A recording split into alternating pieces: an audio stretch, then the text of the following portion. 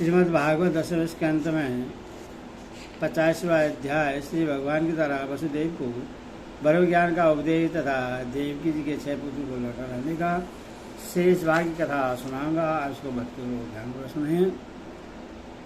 श्री भगवान श्री कृष्ण भगवान बोले, पिताजी आत्मा तो एक ही है, परंतु वह अपने में ही गुणों की सृष्टि कर लेता है और गुणों के द्वारा बनाए हुए पंचभूतों में एक होने पर भी अनेक, स्वयं प्रकाश होने पर भी दृश्य, अपना स्वरूप होने पर भी अपने से भिन्न, नित्य होने पर भी अनित्य और निर्गुण होने पर भी सगुण के रूप में प्रतीत होता है।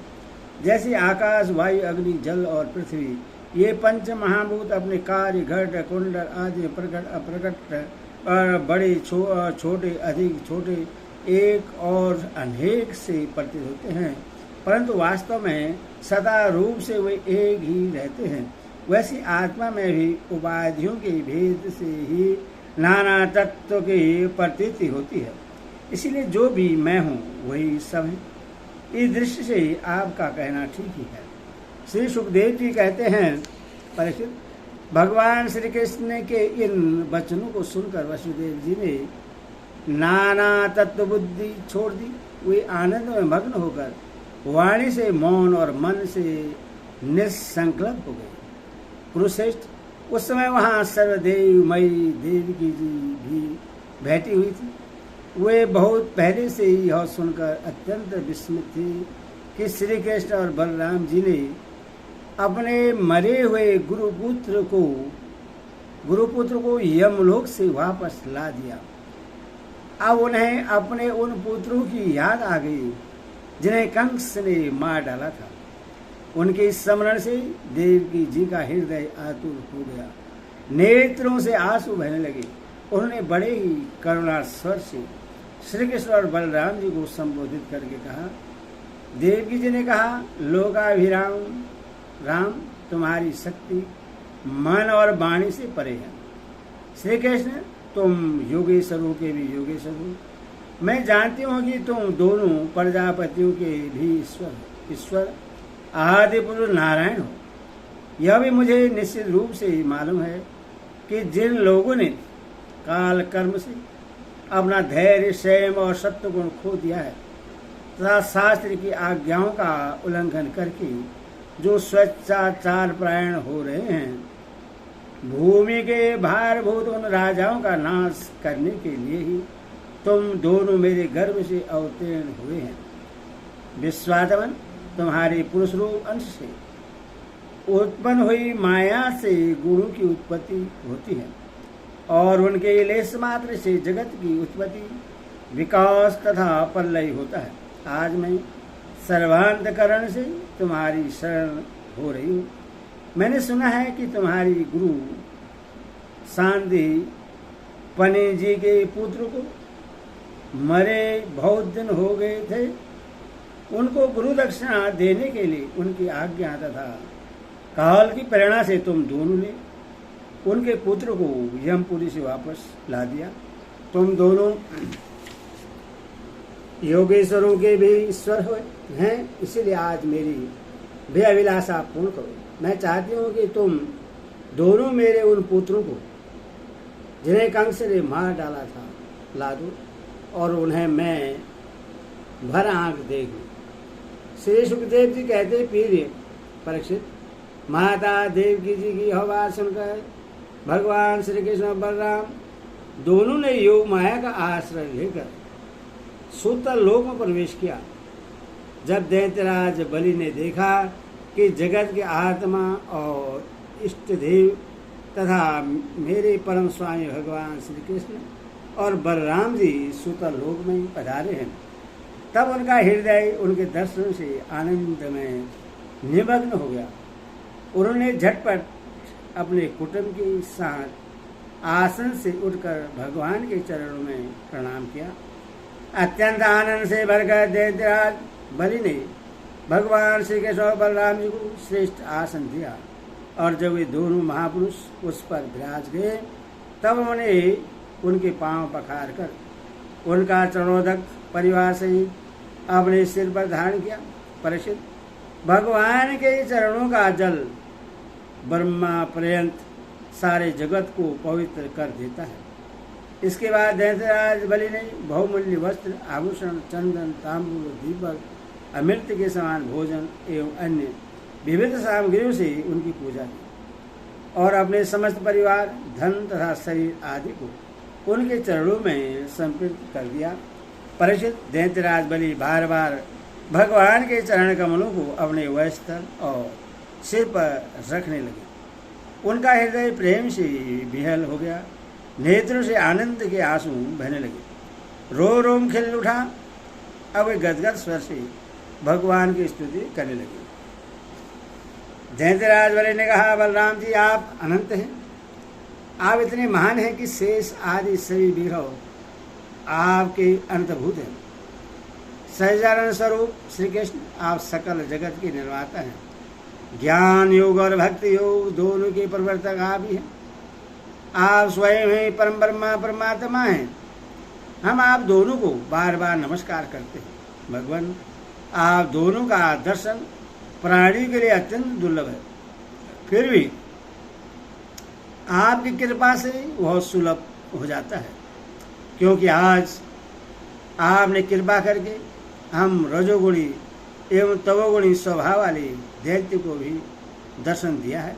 प्रभु, हम और हमारे ही समान दूसरे दैत्य, दानव, गर्दव, सिद्ध, विद्याधर, चारण, यक्ष, राक्षस, पिचाच, भूत और प्रथम नायक आदि आपके प्रेम से भजन करना तो दूर रहा, आपसे सर्वदा दृढ़ वैरभाव रखते हैं, परंतु आपका श्री विग्रह साक्षात वेदमय और विशुद्ध सत्य स्वरूप है।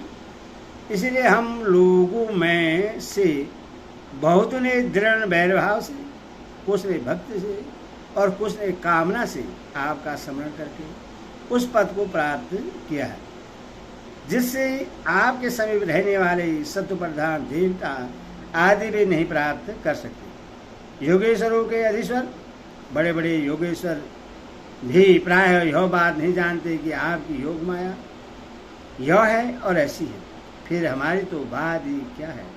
इसीलिए स्वामी, मुझ पर ऐसी कृपा कीजिए कि मेरी चित्तवृत्ति आपके उन चरण कमलों में लग जाए, जिससे किसी की अपेक्षा न रखने वाले परमहंस लोग ढूंढा करते हैं, और उनका आश्रय लेकर मैं उससे भिन्न इस घर गृहस्थी के अंधेरे कुएं से निकल जाऊं। प्रभु, इस प्रकार आपके उन चरण कमलों की, जो सारे जगत के एकमात्र आश्रय हैं, शरण लेकर शांत हो जाऊं और अकेला ही विचरण करूं। यदि कभी किसी का संग करना ही पड़े तो सबके प्रेमी हितैषी संतों का ही है। प्रभु, आप समस्त राजा जगत के नियंता और स्वामी हैं। आप हमें आज्ञा देकर निष्पाप बनाइए, हमारे पापों का नाश कर दीजिए, क्योंकि जो पुरुष श्रद्धा के साथ आपकी आज्ञा का पालन करता है, वह विधि निषेध के बंधन से मुक्त हो जाता है। भगवान श्री कृष्ण ने कहा, दैत्यराज स्वयंभू मनवंतर में प्रजापति मरीच की पत्नी ऊड़ा के गर्भ से 6 पुत्र उत्पन्न हुए थे। वे सभी देवता थे। वे यह देखकर कि ब्रह्मा जी अपनी पुत्री के समागम करने के लिए उधर हैं, हंसने लगे। इस परिहास रूप अपराध के कारण उन्हें ब्रह्मा जी ने शाप दे दिया और वे असुर योनि में हिरण्यकश्यप की पुत्र रूप से उत्पन्न हुए। अब योग माया ने उन्हें वहां से लाकर देवकी के गर्भ में रख दिया और उनको उत्पन्न होते ही कंस ने मार डाला। दैत्यराज, माता देवकी जी अपने उन पुत्रों के लिए अत्यंत शोकातुर हो रही है और वे तुम्हारे पास हैं। अतः हम अपनी माता का शोक दूर करने के लिए इन्हें यहाँ से ले जाएंगे। इसके बाद ये शाम से मुक्त हो जाएंगे और आनंदपूर्वक अपने लोक में चले जाएंगे। इनमें इनके 6 नाम हैं: समर, उद्गीत, परिस्वग, पतंग, सुधृत और घृण्य। इन्हें मेरी कृपा से पुनः सदगति प्राप्त होगी। परीक्षित, इतना कहकर भगवान श्री कृष्ण चुप हो गए। दैत्यराज बलि ने उनकी पूजा की। इसके बाद श्री कृष्ण और बलराम जी बालकों को लेकर फिर द्वारका लौट आए तथा माता देवकी को उनके पुत्र सौंप दिए। उन बालकों को देखकर देवी देवकी के हृदय में वात्सल्य स्नेह की बाढ़ आ गई। उनके स्तनों से दूध बहने लगा। वे बार बार उन्हें गोद में लेकर छाती से लगाती और उनका सिर सूंघती। पुत्रों के स्वर से आनंद से राबोर एवं आनंद देवकी ने उनको स्तनपान कराया। वे विष्णु भगवान की उस माया से मोहित हो रही थी जिससे यह सृष्टि चक्र चलता है। परिचित, देवकी जी के स्तनों का दूध साक्षात अमृत था। क्यों न हो, भगवान श्री कृष्ण जो उससे पी चुके थे, उन बालकों ने वही अमृतमय दूध पिया। उस दूध के पीने से और भगवान श्री कृष्ण के अंगों का स्पर्श होने से उन्हें आत्म साक्षात्कार हो गया। इसके बाद उन लोगों ने भगवान श्री कृष्ण, माता देवकी, पिता वसुदेव और बलराम जी को नमस्कार किया। तदनंतर सबके सामने ही वे देवलोक को चले गए। परिचित, देवकी यह देखकर अत्यंत विस्मित हो गई कि मरे हुए बालक लौट आए और फिर चले भी गए। उन्होंने ऐसा निश्चय किया कि यह श्री कृष्ण का ही कोई लीला कौशल है। परिचित, भगवान श्री कृष्ण स्वयं परमात्मा हैं। उनकी शक्ति अनंत है। उनके ऐसे ऐसे अद्भुत चरित्र इतने हैं कि किसी प्रकार उनका पार नहीं पाया जा सकता। सूर्य कहते हैं, सौनकादि ऋषि, भगवान श्री कृष्ण की कीर्ति अमर है, अमृतमयी है। उनका चरित्र जगत के समस्त पाप तापों को मिटाने वाला तथा भक्तजनों की कर्ण कोहरों में आनंद सुधा प्रवाहित करने वाला है। इसका वर्णन करके व्यास नंदन भगवान श्री सुखदेव जी ने किया है। जो इसका श्रवण करता है अथवा दूसरों को सुनाता है, उसकी संपूर्ण चित्तवृत्ति भगवान में लग जाती है और वह उन्हीं के परम कल्याण स्वरूप धाम को प्राप्त होता है। हरि ओम तत्सत।